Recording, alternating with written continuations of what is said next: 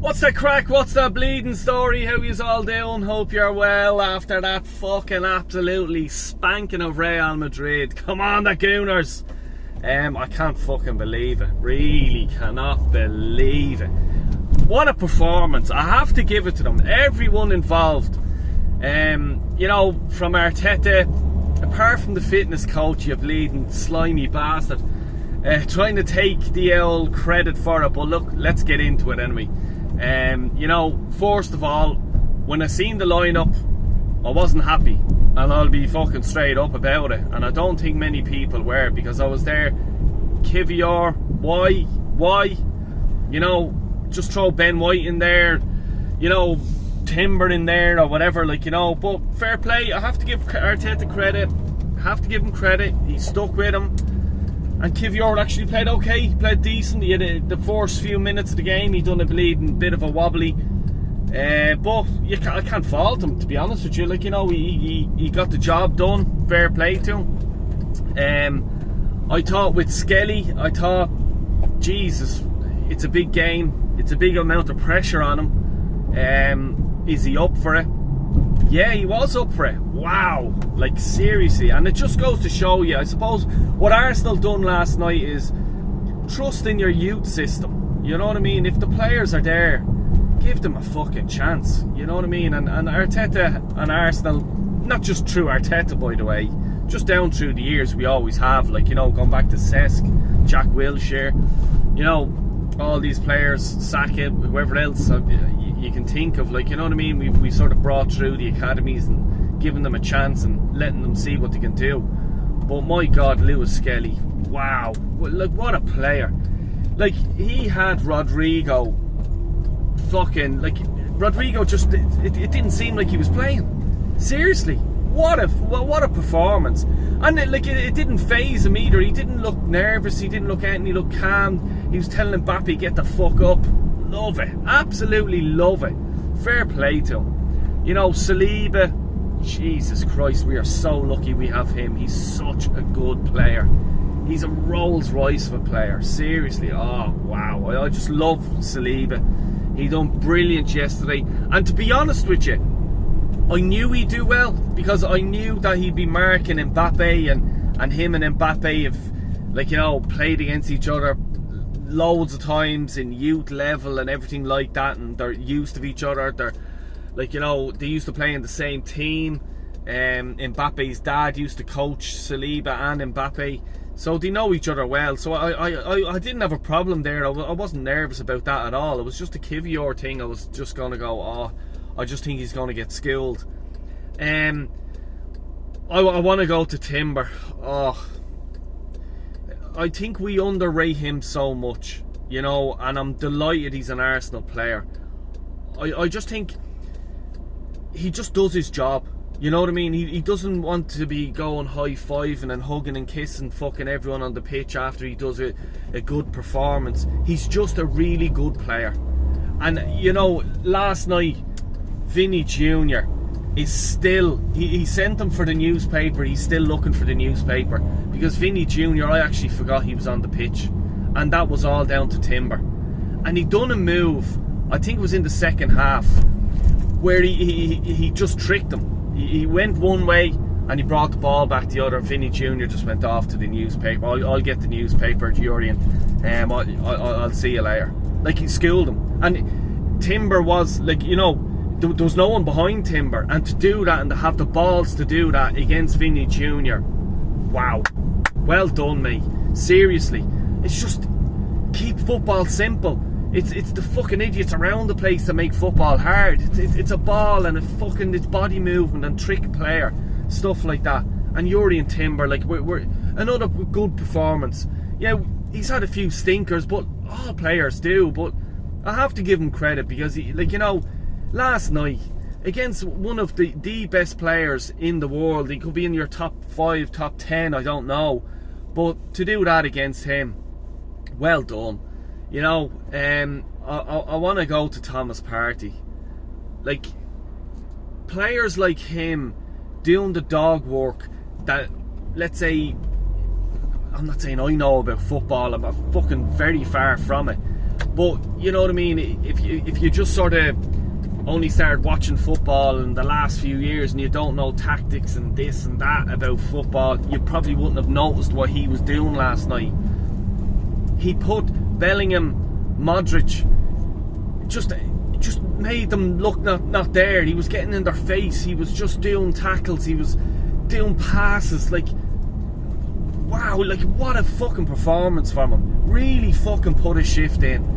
And a shift that I think we should not get rid of him. And just on that performance, because he has played a few fucking stinkers this season, but his experience from last night just shows you can't get rid of the likes of Jorginho and Thomas Partey together.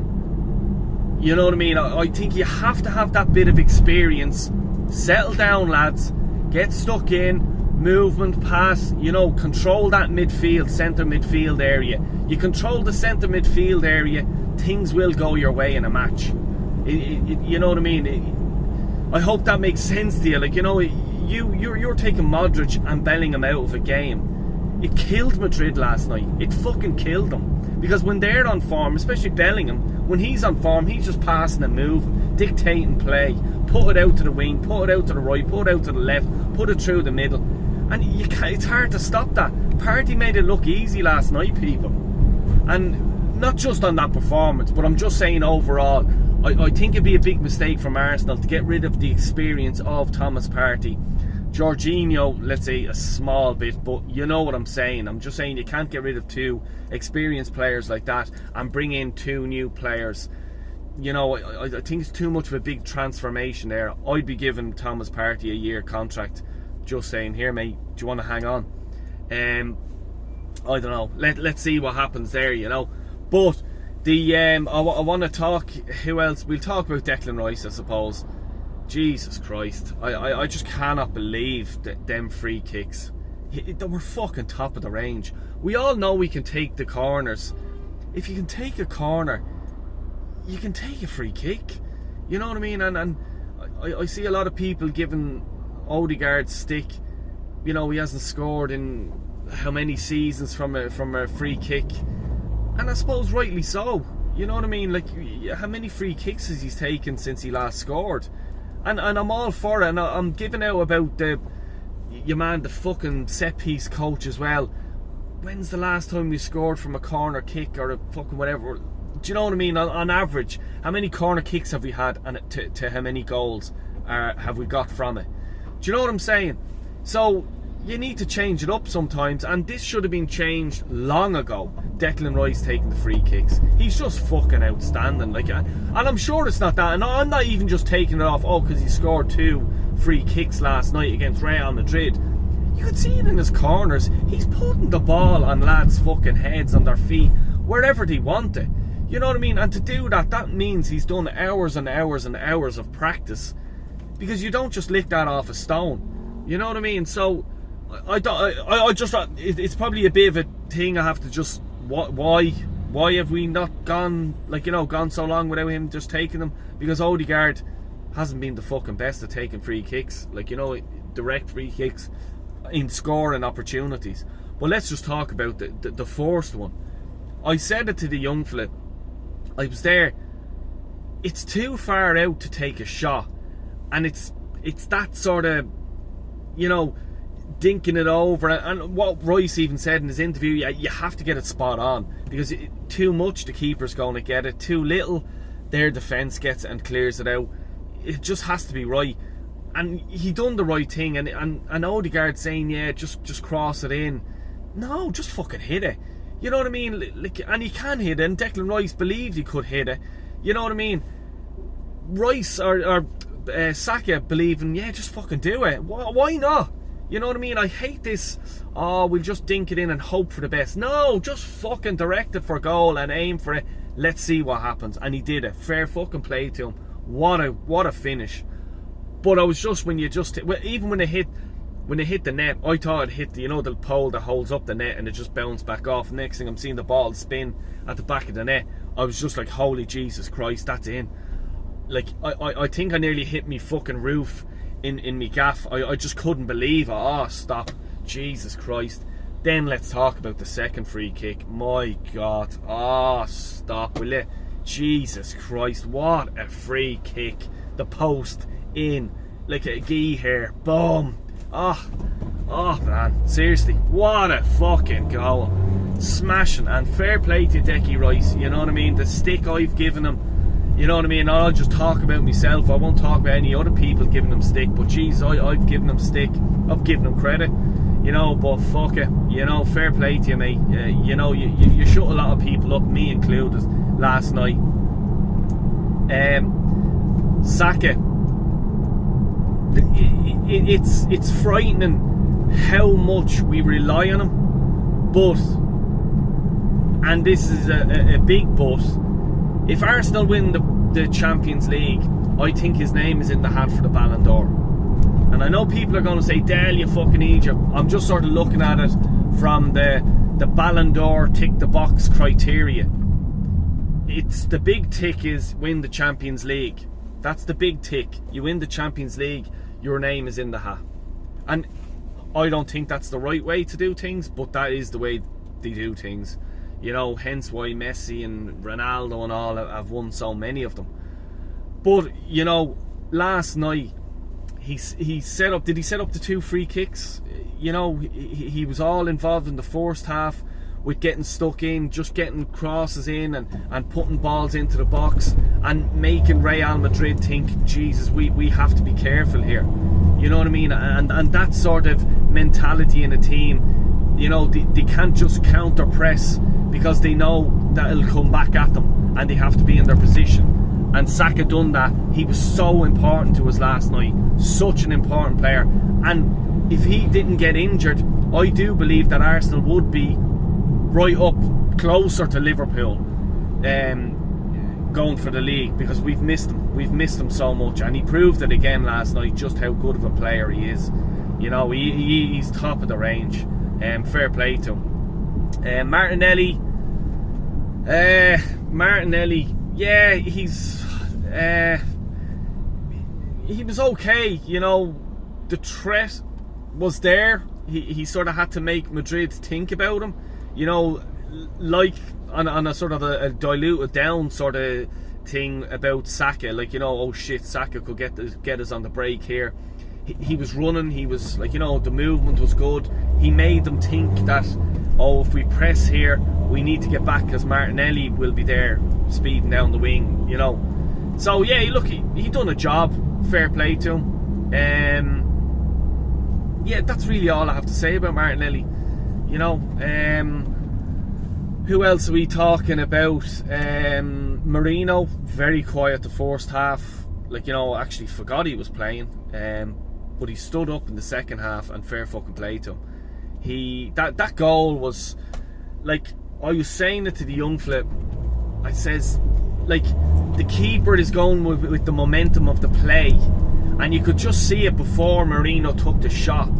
And I'm surprised he took a shot like that, because I'm used to him being a midfielder. I could understand if he was an out-and-out striker. That's what a striker does. But, you know, the keeper's going with the momentum this way, and he just before Marino hit it, Courtois stood that way, and he was completely off balance because he could not get back because he hit it into the opposite corner of the goal. And that's a top quality striker finish. And I'm sure you have heard it all before, like if fucking, I know, Harry Kane, or if fucking Lewandowski and fucking everyone else, Thierry Henry, go back Mbappe, go back Ford, or whoever you want, if they scored it, everyone would be creaming their jocks over it. And rightly so, because it was a great finish, you know. And fair play to him. Like, you know, I have to give it to him. He did stand up in the second half and fucking brilliant. Like, because of the fact I was just there thinking, is Arteta playing him to pull him into that midfield to help Thomas Partey out, or, like, you know, pull him back, you know, to help Odegaard and Rice and all in that midfield area because of the midfield that Real have? No, we didn't, you know, and fair dues again to Arteta. Now, I want to talk about the captain.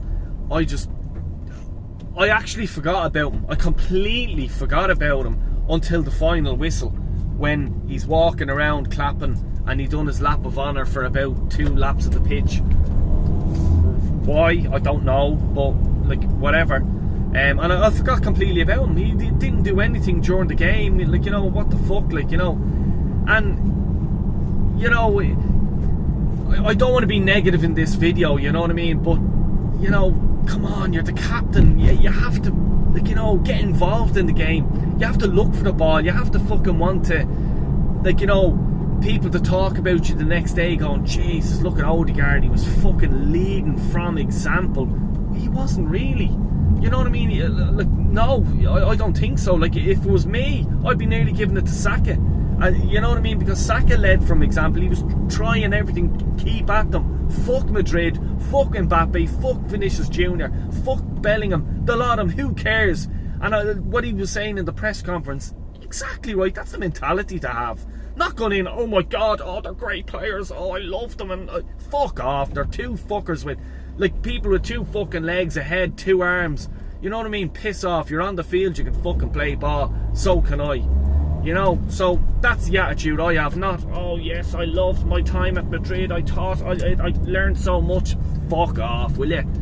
You know, that brings me on to Arteta. I'm still the way I am, that's the way I feel.